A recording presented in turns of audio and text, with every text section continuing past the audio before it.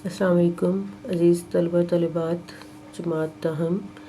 आज शामिल निसाब गज़ल फ़राक गोरखपुरी की है, जिसकी हम आज तशरीह करने जा रहे हैं। पहला शेर है जी।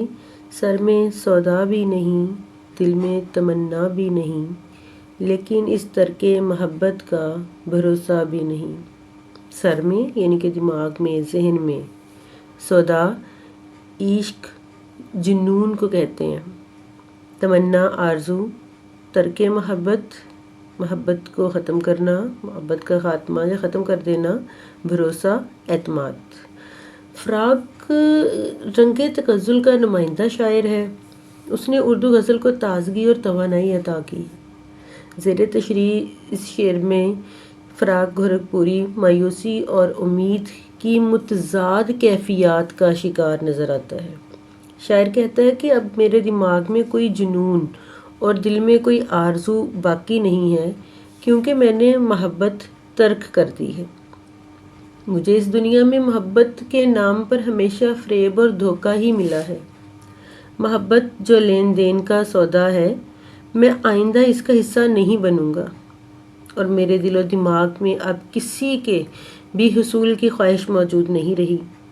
मैंने महबूब से हर किस्म का ताल्लुक़ ख़त्म करने का इरादा कर लिया है। दूसरे मिसरे में शायर अपने ही ख्याल की नफ़ी करता है। एक में तो वो कहता है कि मेरा महबूब से कोई ताल्लुक़ ही नहीं है। दूसरे में कहता है कि मैंने जो है वो तर्क मोहब्बत का इरादा कर तो लिया है, और ये दावा भी कर रहा हूँ कि उसके दिल में अब मेरे दिल में उसके लिए किसी किस्म के इल्तफ़ात हासिल करने की तमन्ना या ख्वाहिश बाकी नहीं है।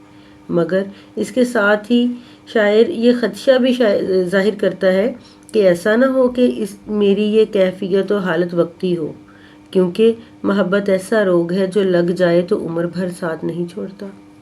अब शायर ऐसी ही गूमगू कैफियत का शिकार नज़र आता है। शेर के अल्फाज बताते हैं कि शायर को अपने इरादे की पुख्तगी पर शक है। वो तर्के ताल्लुक़ का इजहार करता तो नज़र आता है, मगर दिल में अभी भी इश्क की चिंगारियाँ बाकी हैं। गालिब ने इसी मौका पर क्या खूब कहा है, इश्क पर जोर नहीं है, ये वो आतिश गालिब जो लगाए ना लगे और बुझाए ना बुझे। दूसरा शेर है। एक मुद्दत से तेरी याद भी आई ना हमें, और हम भूल गए हों तुझे, ऐसा भी नहीं। मुद्दत अरसा, वक्त, याद, ख्याल, भूल गए हों, फरामोश कर दिया हो। तो फ़राक गोरखपुरी रंगे तगज़ुल का नुमाइंदा शायर, उन्होंने उर्दू गज़ल को ताज़गी और तवानाई अता की है, और इस शेर में वो हकीकी और मजाजी दोनों मानों में इस शेर को देखा जा सकता है। हम इस शेर को हकीकी और मजाजी दोनों मायनों में देख सकते हैं। कैसे? पहले मिसरे में शायर ये इकरार करता नज़र आता है कि इस बात में कोई शक नहीं कि एक अरसे से मैंने महबूब को याद नहीं किया। कारोबार ज़िंदगी ने हमें इस कदर मसरूफ़ कर दिया कि मैं अल्लाह की इबादत और बंदगी से दूर हो गया। देखिए, अब हम इसको हकीकी मायने में जो है वो देख रहे हैं। मजाजी मायने में है कि महबूब की याद नहीं आई। कारोबार हयात संवारे और आखिरत की ज़िंदगी को फरामोश किए रखा। दूसरे मिसरे में वो क्या कहता है कि शायर इकरार करता नज़र आता है कि जब भी कोई बुरा वक्त या मुश्किल पेश आती है तो इसके लिए तेरी ही ज़ात से रुजू करता हूँ, यानी कि अल्लाह, मैं तुझे भूल गया हूँ दुनिया के कारोबार में, दुनिया के धंधों में, लेकिन जब भी कोई मुश्किल आती है तो सबसे पहला सहारा तू ही नज़र आता है। तो वो कहता है कि और मुश्किल के हल के लिए तेरी मदद मांगता हूँ मैं। तो मजाजी मानों में अगर इसको देखा जाए तो इसके मायने कुछ यूँ होंगे कि बाज़ औक़ात ऐसे हालात पैदा हो जाते हैं कि इंसान दुनिया के तानों से तंग आकर महबूब की मोहब्बत से किनारा कश तो हो जाता है। असल में इंसान खुद को उस वक़्त धोखा दे रहा होता है। किसी को भूलने की शौरी कोशिश तो की जा सकती है, मगर वो लाशऊर में हमेशा ज़िंदा रहता है। मोहब्बत वो जज्बा है जो दिल से महव नहीं होता। किसी को जितना भूलने की कोशिश की जाए वो इतना ही याद आता है। कभी महसूस होता है कि महबूब को भुला दिया है, मगर हकीकत ये है कि उसकी याद कभी दिल से जुदा नहीं हो पाती। شاعر کہتا ہے کہ بھلاتا لاکھ ہوں لیکن برابر یاد آتے ہیں، الہی ترک الفت پر وہ کیوں کر یاد آتے ہیں۔ جی، تو تیسرا شعر ہے اس غزل کا، یوں تو ہنگامے اٹھاتے نہیں دیوانہ عشق، مگر اے دوست کچھ ایسوں کا ٹھکانہ بھی نہیں۔ ہنگامے، شور، دیوانہ عشق، سچا عاشق، محبت کرنے والا، ایسوں کا مطلب کہ ایسے عاشقوں کا، ایسے لوگوں کا، ٹھکانہ، بھروسہ، اعتبار۔ اس شعر میں شاعر عشق کے دیوانوں کی صفت بیان کرتا ہے کہ عشق میں دیوانے ہو جانے والے دنیا سے اور اپنے آپ سے بے خبر ہوتے ہیں۔ وہ دنیا سے الگ تھلگ محبوب کے تصور میں گم رہتے ہیں، ان کو کسی قسم کا ہوش نہیں رہتا۔ وہ محبت میں اتنے ڈوب جاتے ہیں کہ ان کو خبر نہیں ہوتی اور وہ دنیا و ما فیہا سے بے خبر رہتے ہیں۔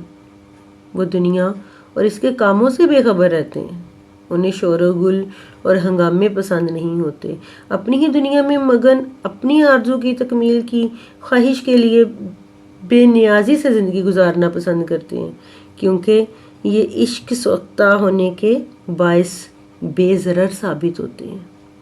بقول عاشق یہ عشق نہیں آساں، بس اتنا سمجھ لیجئے، ایک آگ کا دریا ہے اور ڈوب کے جانا ہے۔